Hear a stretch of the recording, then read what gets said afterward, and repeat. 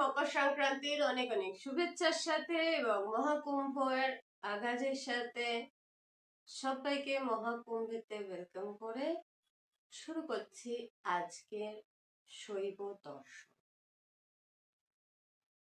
শৈব বা শিব সম্বন্ধীয় যে লেকচার আমরা শুরু করেছি বাংলাতে, সেটা অনেকের কাছে শুধু শিব সাধনার একটা তত্ত্ব, কিন্তু শিব মানে শুধু শিব সাধনা নয় বা শুধু শৈব সাধনা নয়। শিব একটি সম্পূর্ণ সাধনার চিত্তের ওপর, বুদ্ধির ওপর, মনের ওপর, কর্মের ওপর এবং যোগের ওপর সম্পূর্ণ আধারিত একটি জ্ঞানের নাম। শিব সম্বন্ধে জ্ঞান হবার পর এই ব্রহ্মাণ্ডের পুরোটাই একজন সাধকের কাছে উন্মুক্ত হয়ে পড়ে। আসুন আমাদের বাংলার লেকচারেতে আপনাদের সবাইকে স্বাগত জানিয়ে শুরু করছি শিব দর্শন। আগের লেকচারেতে আমরা সম্পূর্ণ করেছিলাম শিব সম্প্রদায় কতগুলো আছে। তো শিব সম্প্রদায়ের মধ্যে যতগুলো সম্প্রদায় আছে আপনারা বুঝতে পারছেন, এতে শাক্ত সম্প্রদায়ও রয়েছে, আবার কিছুটা বৈষ্ণব সম্প্রদায়ও আছে, কিন্তু মূলত শিব জ্ঞানের দেবতা, দর্শনের দেবতা। তাই আজকে আমরা শিব দর্শন নিয়ে আলোচনা করব। যারা প্রথম আমার চ্যানেলেতে এসেছেন তারা দয়া করে পুরো এপিসোডগুলো দেখুন, কারণ এটা একটা সিরিজের হিসাবে চলছে। তাই যদি মাঝখান থেকে খাপছাড়া হিসাবে দেখেন তাহলে অনেক কিছুই বোধে আসবে না, মানে আপনারা বুঝতে পারবেন না। আর না বুঝলে মাঝখান থেকে ওই আধা আধুরা জ্ঞানগুলো, জানেন তো, অল্প বিদ্যা বড্ড ভয়ঙ্কর। তো অল্প বিদ্যা না রাখে সম্পূর্ণ জ্ঞান যাতে আপনারা প্রাপ্ত করতে পারেন, সেই আশা নিয়ে আমি এই গুরু সেবা করছি। আশা করব আপনারা আমার এই গুরু সেবাতে আন্তরিক সহযোগ দেবেন। সাবস্ক্রাইব করুন এবং যতটা সম্ভব অন্যদের সাথেও এটা শেয়ার করুন।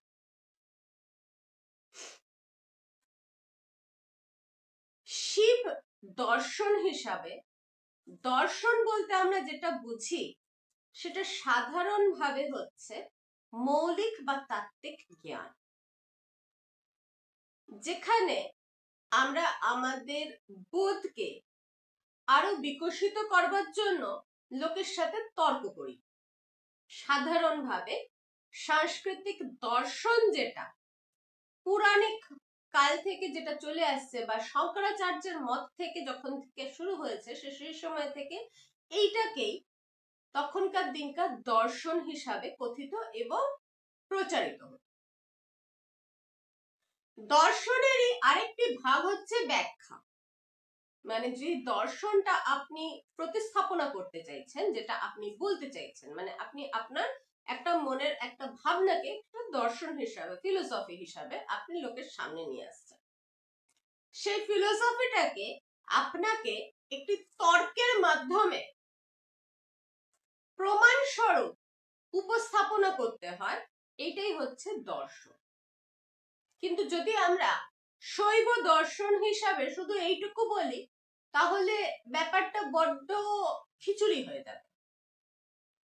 কালকে যদিও আমরা খিচুড়ি খেয়েছি কারণ মকর সংক্রান্তি ছিল, আপাতত তো পিঠে খাচ্ছি। তো পিঠে পড়বার আগে সাধনার এই ভাগটা ভালোভাবে জেনে নেওয়া উচিত। দেখুন, শিবের যতগুলো দর্শন আছে সেগুলো শাস্ত্র সম্মত, এবং যদি একদম ব্রড ভাবে বলা যায়, একটা হচ্ছে বৈদিক শাস্ত্র আর একটা হচ্ছে অবৈদিক শাস্ত্র, যেটা আমি আগেও একবার আপনাদের সাথে ডিসকাস করেছি যখন আমি প্রথম ইন্ট্রোডাকশনটা দিয়েছিলাম।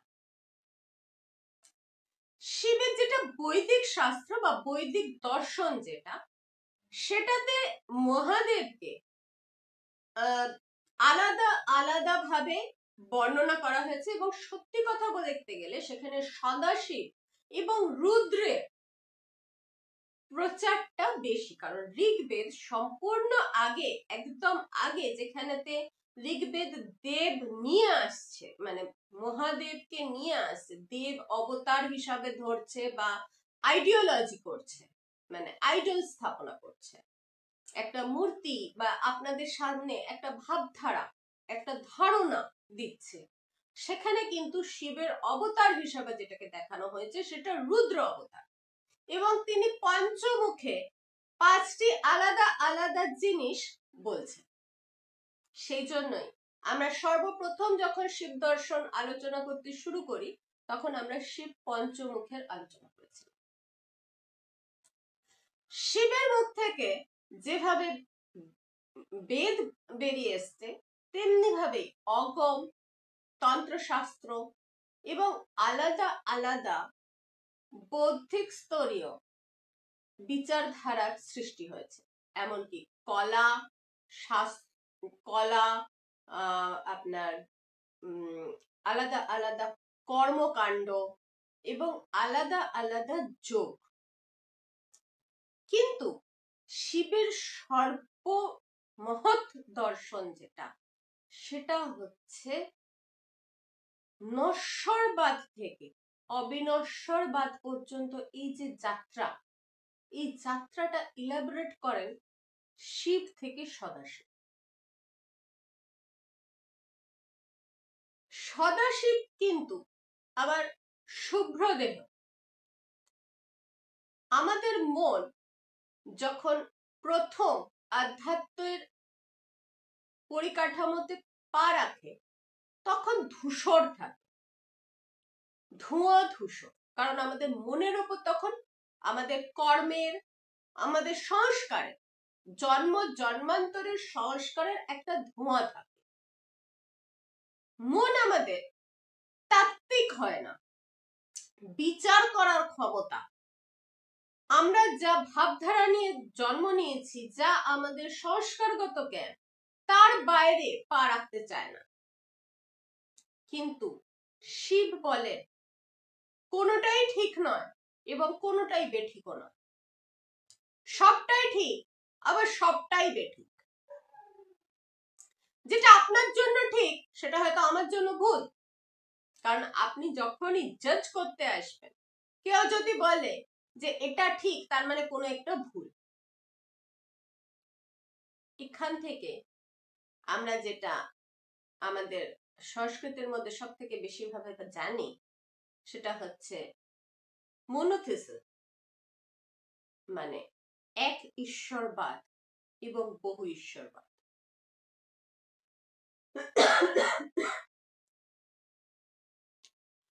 শিব দর্শনেতে এই দুটোরই আলোচনা সমানভাবে এবং পরিপুষ্টিক ভাবে হচ্ছে।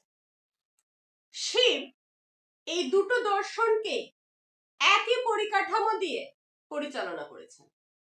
শিব কখনোই বলেননি যে দ্বৈতবাদ ভুল, উনি বলেছেন দ্বৈতবাদ থেকে অদ্বৈতবাদ পর্যন্ত পৌঁছানো যায়, মানে বহু থেকে একের জন্ম, আবার একের থেকে বহুর জন্ম।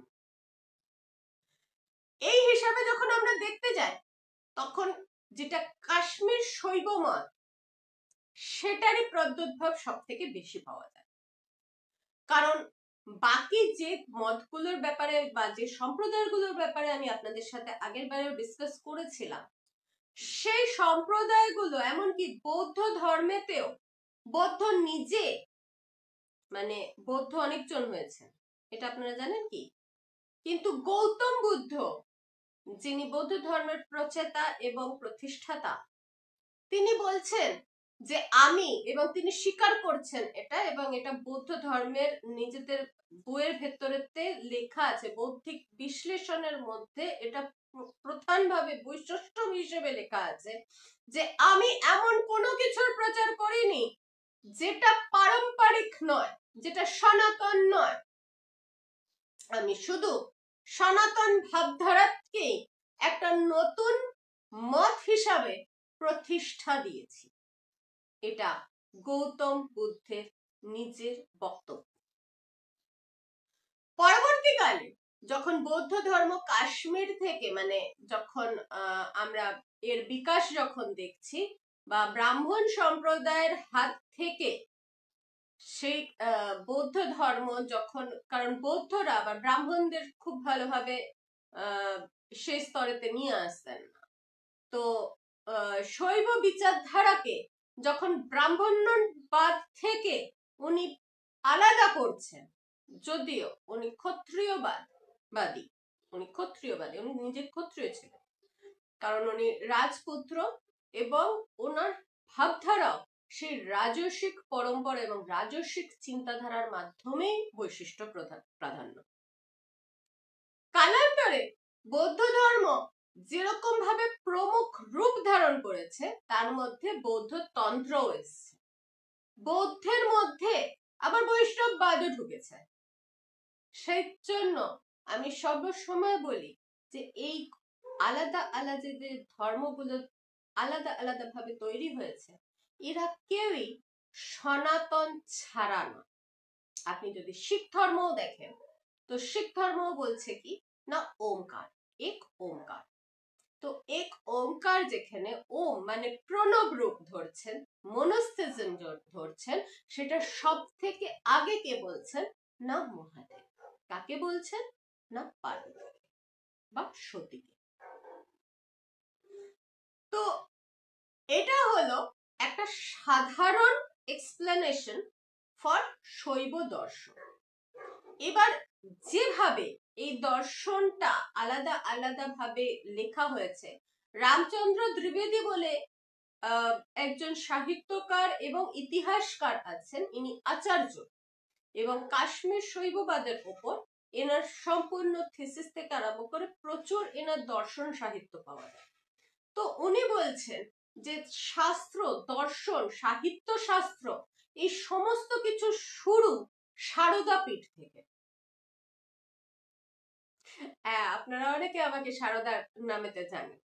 হ্যাঁ, কবিতা আর কেশর এই দুটোই কাশ্মীরে সমানভাবে পায়।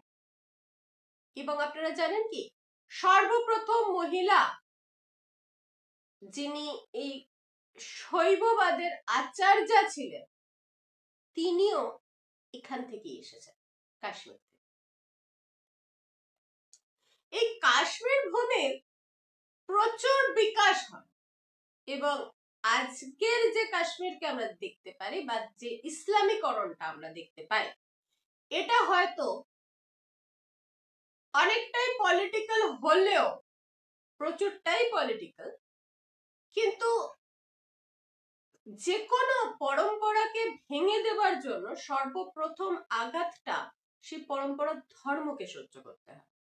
সেই জন্য কাশ্মীর থেকে ব্রাহ্মণের পলায়ন বা ব্রাহ্মণবাদকে সম্পূর্ণভাবে উখড়িয়ে ফেলে দেবার একটা বিশেষ কারণ হচ্ছে যাতে আমাদের মধ্যে থেকে আমাদের জ্ঞানের ভান্ডার যেটা, সেটা শেষ হয়ে যায়। অনেকটা ভাবে আজকের দিনে যদি আমরা দেখতে যাই, তাত্ত্বিকভাবে সত্যি সেটা নিয়ার অ্যাবাউট 65% সম্পন্ন হয়ে গেছে। তার কারণ হচ্ছে যখন আমাদের হাত থেকে এই পরম্পরাগত মানে শৈব সাধনাটা চলে যায় বা শৈব জ্ঞান যেটা চলে যায়, কারণ এটা সম্পূর্ণভাবে গুরু পরম্পরাগত ছিল।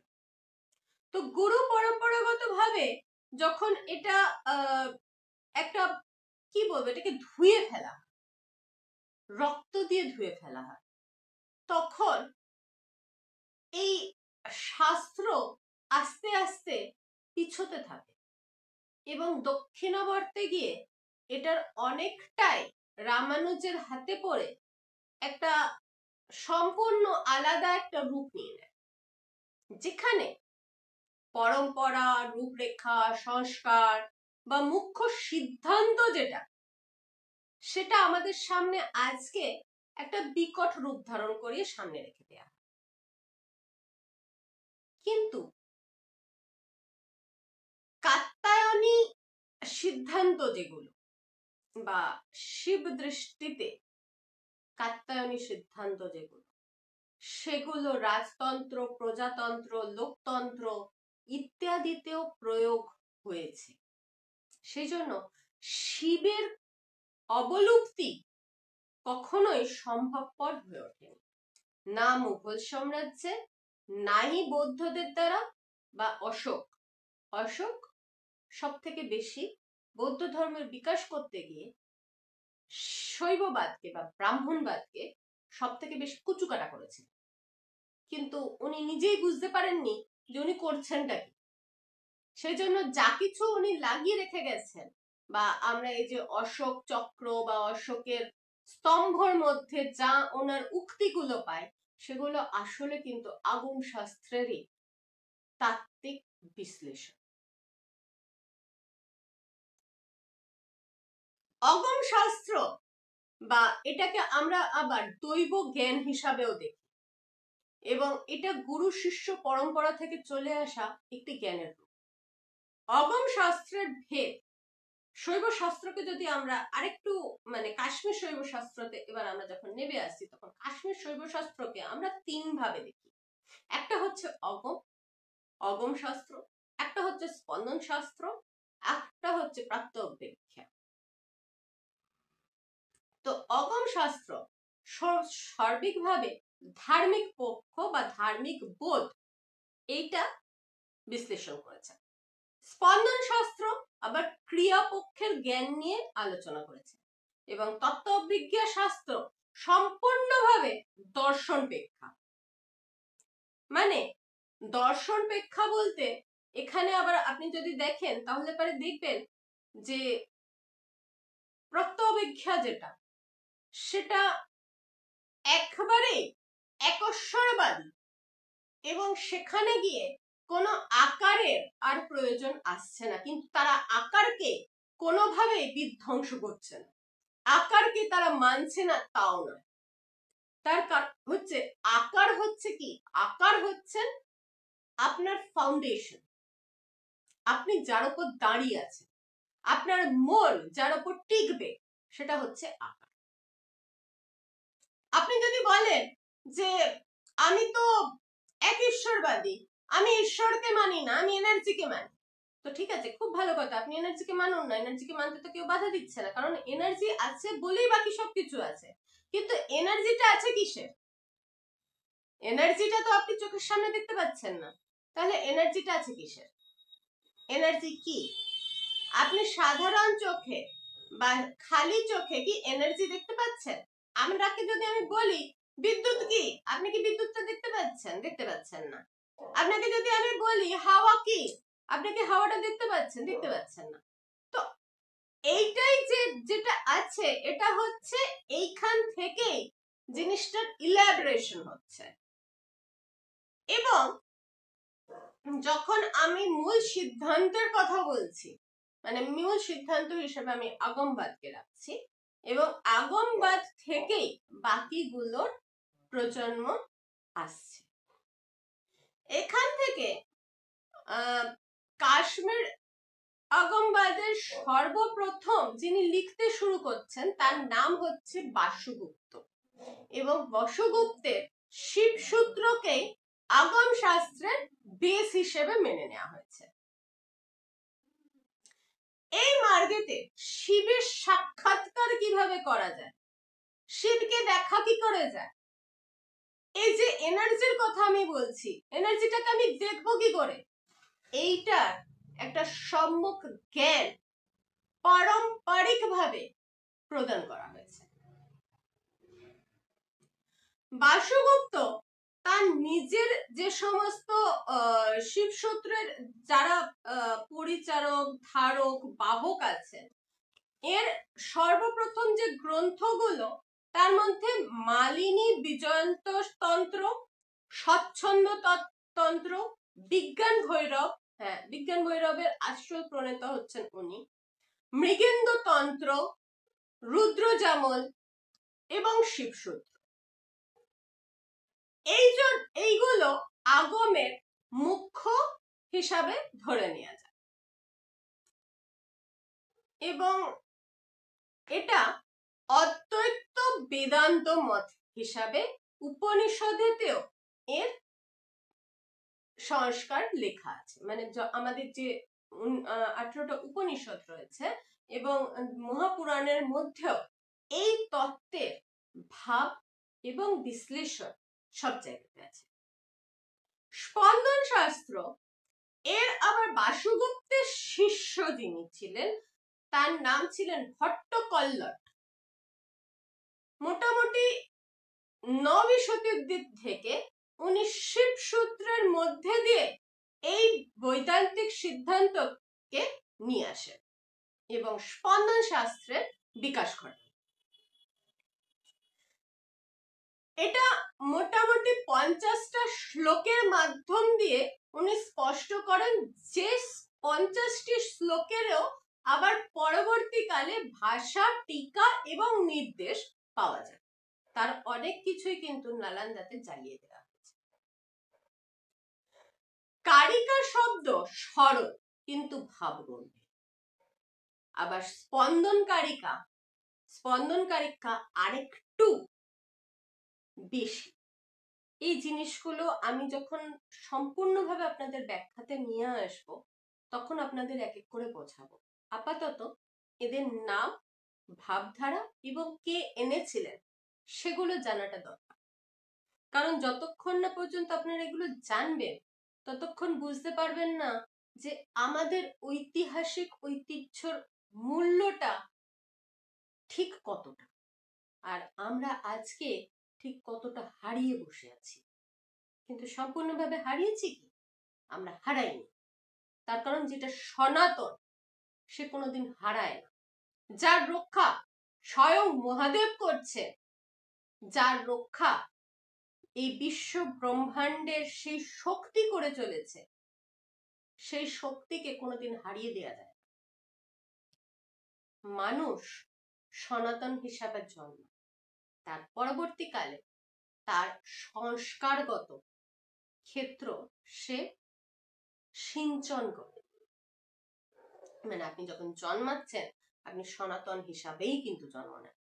এটা আমি কিছুদিন আগে আমার হিন্দি লেকচারের মধ্যেও আপনাদের বুঝিয়েছি। স্পন্দনকারিকার মধ্যে কয়েকটি ব্যাখ্যা পাওয়া যায়। একটা হচ্ছে রামকণ্ঠের বিবৃতি, আরেকটা হচ্ছে উৎপল বৈষ্ণবের প্রাতিদীপিকা বা প্রদীপিকা, আরেকটি হচ্ছে খেমরাজের স্পন্দন সন্দেহ। এই খেমরাজ হচ্ছেন ভট্টকল্লটের শিষ্য, উৎপল দেব এনারই শিষ্য। বাসুগুপ্ত, উৎপল দেব, রামকণ্ঠ এরা সবাই আলাদা আলাদা শিষ্য পরম্পরা এবং এনাদেরই লেখা আরেকটি ঐতিহাসিক রচনা হচ্ছে স্পন্দন নির্ণয়। এর পরে যেটা আসে, যেটা আরো মানে স্পন্দন নির্ণয়টা আবার একটুখানি ভাবতান্ত্রিক, তো এটার ভাব গম্ভীরতা বেশি। সাধক যতক্ষণ না একটা পরিকাঠামোগত ভাবে বেড়ে উঠছেন ততক্ষণ পর্যন্ত স্পন্দন তন্ত্রের গভীরতায় পৌঁছাতে পারবেন না। তাই আমি স্পন্দন তন্ত্রকে আপাতত একটু মগডালে তুলে রাখছি, মানে এটা একটু মগডালের বিষয়। আগম শাস্ত্রে কিছু কিছু জিনিস যেরকম রুদ্র যেমন একদম মগডালেরই নয়, সেটা বরঞ্চ আপনারা তাড়াতাড়ি বুঝতে পারবেন, তাড়াতাড়ি ধরতে পারবেন। কিন্তু স্পন্দন শাস্ত্রটা একটু ভাববেন। প্রাত্যবিজ্ঞা শাস্ত্র যেটা, সেটা দার্শনিক শৈব দর্শন বিচারধারাতে আগের যে বিচারগুলো ছিল, মানে বাসুগুপ্তের আগের যে বিচারগুলো ছিল, সেটাকে ব্যবহারিক ভাবে, কারণ প্রাত্যবিজ্ঞা শাস্ত্র কিছুটা পরবর্তীকালে বা 9वीं শতাব্দী বা 10वीं শতাব্দীর জিনিস, সেই জন্য একমাত্র জানেন তো আপনারা বাকি সমস্ত ধর্ম, বাকি সমস্ত শাস্ত্র বলেছে একমাত্র আমরা ঠিক, কিন্তু শৈব শাস্ত্র বলেন আমাদের পরিকাঠামো হচ্ছে স্থান, কাল এবং পাত্র বিশেষ। মানে স্থান পাত্র নির্বিশেষে এই তন্ত্র বা এই শাস্ত্র সেই অনুযায়ী একে ঠেলে নেওয়া যায়। একটা যখন সলিডিফাইড জিনিস, মানে বাকি সমস্ত ধার্মিক যে চিন্তাধারাগুলো সেগুলো সলিডিফাইড, মানে সেগুলো অন্য কোনো পাত্রেতে রাখা যাবে না। শিখিজম বলছে আমরা শিখি, আমরা গুরু গ্রন্থ সাহেব ছাড়া আর কিছু বুঝি না। ইসলাম বলছে আমরা কোরআন ছাড়া বা আমাদের হাদিস ছাড়া আমরা আর কিছু বুঝি না। খ্রিস্টানিটি বলছে বাইবেল আমাদের পরম বাক্য, এছাড়া আমরা কিছু বুঝি না। কিন্তু শিব বলছেন স্থান কাল পাত্র নির্বিশেষে সাধনা করো।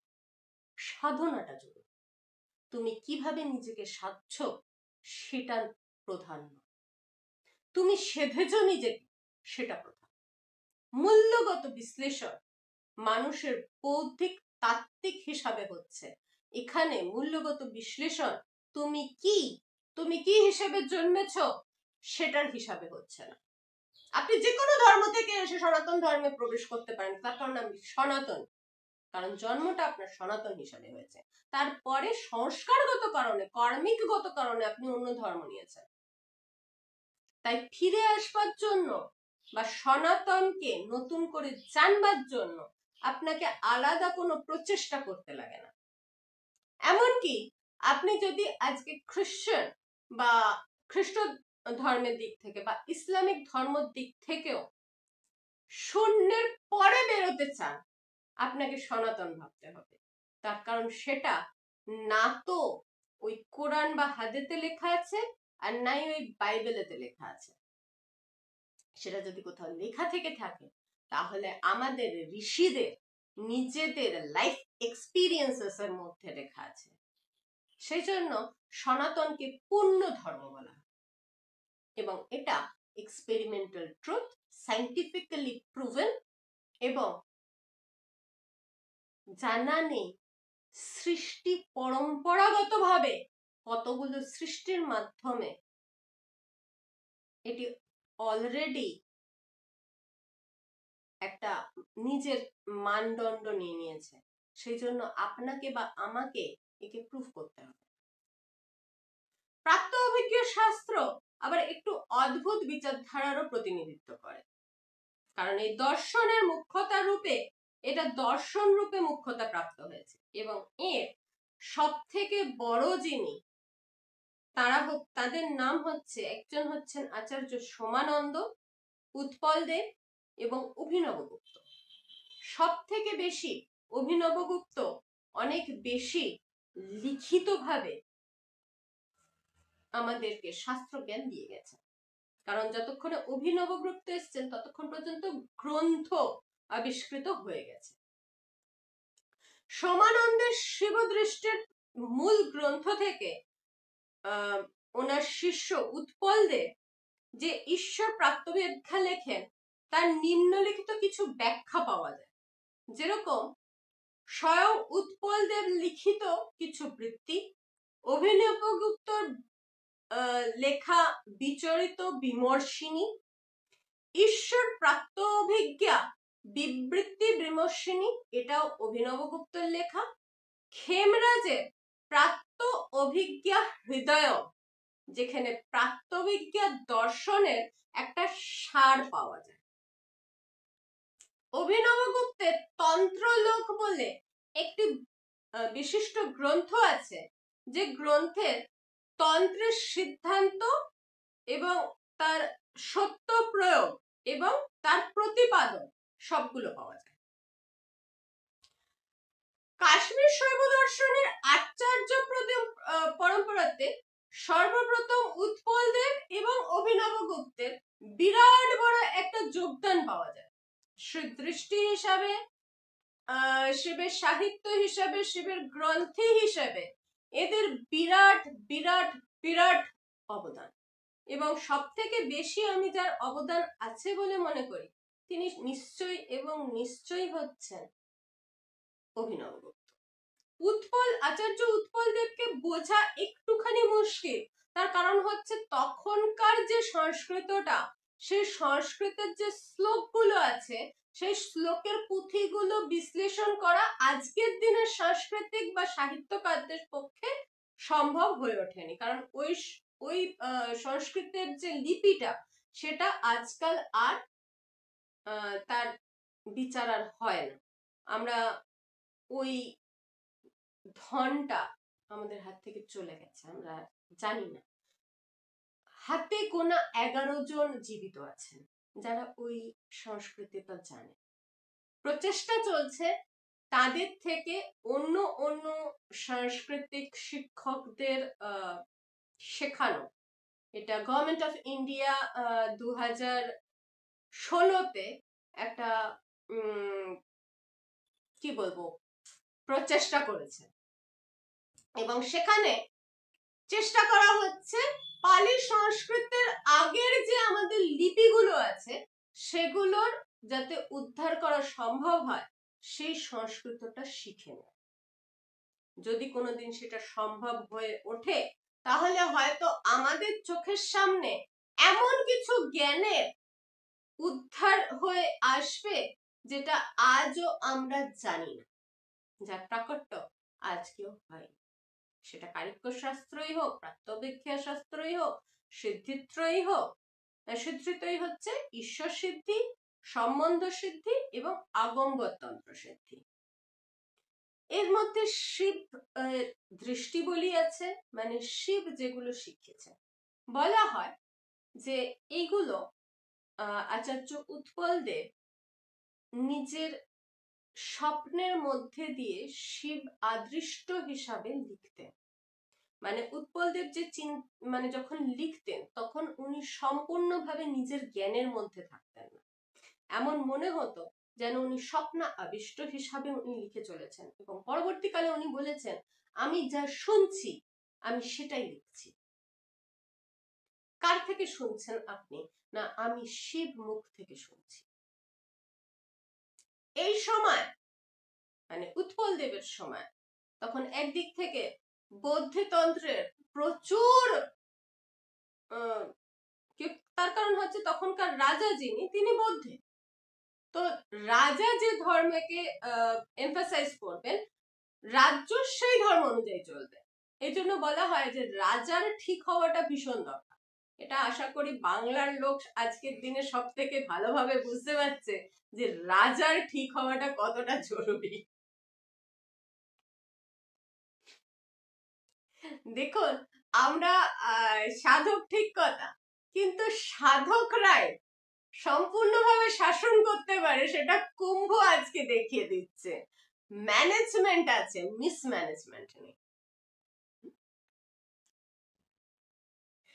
আপনারা বলবেন যে আপনি আজকে ওইদিকে বসে আছেন বলে আপনি এই কথাটা বলছেন। এটা আমাকে খুবই শুনতে হয় যে ফিরে আসো বাংলায়, তারপর দেখা যাবে। যদি কোনোদিন আসি তাহলে ত্রিশূলটা সাথে নিয়ে আসবো, এটাও বলে দিচ্ছি। যাকে আপনাদের আচার্য অভিনব গুপ্তের কিছু কিছু রচনা আপনাদের এখানে আমি উল্লেখ করছি, যদি আপনারা পান তাহলে এগুলো আপনারা অনলাইন আর্কাইভেতে আপনারা পেয়ে যাবেন, এবং যদি আপনারা পড়তে পারেন তাহলে এগুলো পড়লে শৈব দর্শন সম্বন্ধে ভালো মতন জ্ঞানটা আসবে। তখন ওই শিবকে শুধু পেট মোটা জামাই বলে আপনারা আর অবহেলা করতে পারবেন না। শিবের অভিনব গুপ্তের যে প্রধান 4টি তাত্ত্বিক বিষয় আছে বা তাত্ত্বিক লেখ আছে, গ্রন্থ আছে, তার মধ্যে একও হচ্ছে বোধ প্রচন্ডিশিকা, মালিনী বিজয় বার্তিক, পরাত্রিশিঙ্কা বিবৃতি এবং তন্ত্রলোক।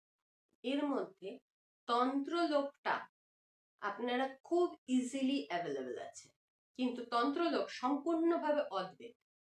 তাই তন্ত্রলোক, তন্ত্রসার এইগুলো বোঝবার জন্য আপনাদের যে শাস্ত্রিক তাত্ত্বিক গভীরতার দরকার সেটা কিন্তু একদম প্রথম প্রকোষ্ঠে যারা রয়েছেন তাদের পক্ষে এটা নয়। এটা হচ্ছে সত্যি পিএইচডির ওপরের জিনিস।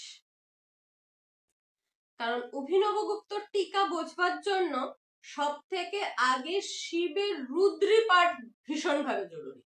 যতক্ষণ না আপনার শিব রুদ্রী পাঠটা সম্পূর্ণ করছেন ততক্ষণ পর্যন্ত কিন্তু শিব রুদ্রী পাঠ হচ্ছে একদম কিন্ডারগার্টেন। ওইটুকুটা জানলে পারে মানে আজকের দিনে এই যতগুলো এমনকি কাশী বিশ্বেশ্বর শুধু এই পাঠটা করে সবাই ভাবছে আমরা শিবকে পেয়ে গেছি। এবং আজকের দিনে কুম্ভেতে এরকম অনেক বড় বড় প্রতিষ্ঠান আছে যারা বলছে শুধু রুদ্রী পাঠ করেই আমরা শিবকে পেয়ে যাব। বাছারা, তোমরা কিন্ডারগার্টেনে দাঁড়িয়ে আছো। শিব বা সদাশিব তোমাদের অনেক অনেক অনেক অনেক অনেক উপর লেভেলের জিনিস, তাই একটুখানি নিচে নেমে এসো এবং যেখানে দাঁড়িয়ে আছো সেইটাকে আগে বুঝে নাও। আমার কাছে যদি এসে কেউ যেমন যখন বলে যে হ্যাঁ ভগবান তো দেখতে চাই, আমি নিশ্চয়ই দেখাবো, আগে 2.5 ঘন্টা সাধনা করো। 2.5 ঘন্টা সাধনা কি করে করবো মা? বসতে তো পারি না, বসতে গেলে তো মনের মধ্যে এক গাদা ভাবনা এসে যায়। তখন আমি বলি রুদ্রটা পাঠ করো। রুদ্রটা পাঠ যেই করতে শুরু করবে তখন আস্তে আস্তে মনটা একটা জায়গায় এসে পৌঁছাবে। আপনারা কি করেন জানেন? আপনারা সব জায়গায় শিখেছেন মনকে নাকি শেকলে বাঁধতে হবে। কোনোদিন কোনোভাবে যদি আপনারা বাঁধবার চেষ্টাও করেছেন এবং কিছুটা আপনারা হয়তো একদম ছোটবেলা থেকে করলে ওই ডিফেন্সিভ টাইপের ডিপ্রেসড টাইপের একটা কিছু একটা উদ্ভিদ হিসাবে আপনারা জেগে উঠতে পারবেন, কিন্তু যখন ওই মনের বৃত্তিগুলো একটা আসরিক রূপ নিয়ে বেরিয়ে আসবে আপনার মধ্যে থেকে, তখন কি তৈরি হবেন জানেন? আজকে আমরা সব জায়গাতে বলি যে সাধুর রূপ নিয়ে রাবণ এসেছে। সাধুর রূপের রাবণটা ওইভাবে তৈরি হয় যখন মনটাকে কেন্দ্রীভূত করতে গিয়ে আমরা আমাদের মনের ভেতরের যে বৃত্তিগুলো আছে সেগুলোর গলা টিপে ধরি। এখানে আবার অনেক ওশোবাদী চলে আসবেন, কারণ ওশো বলে গিয়েছিলেন যে মনকে আটকিও না, মন যেটা চায় সেটা মনকে দাও। কিন্তু ওশো এটা কখনোই বলেনি যে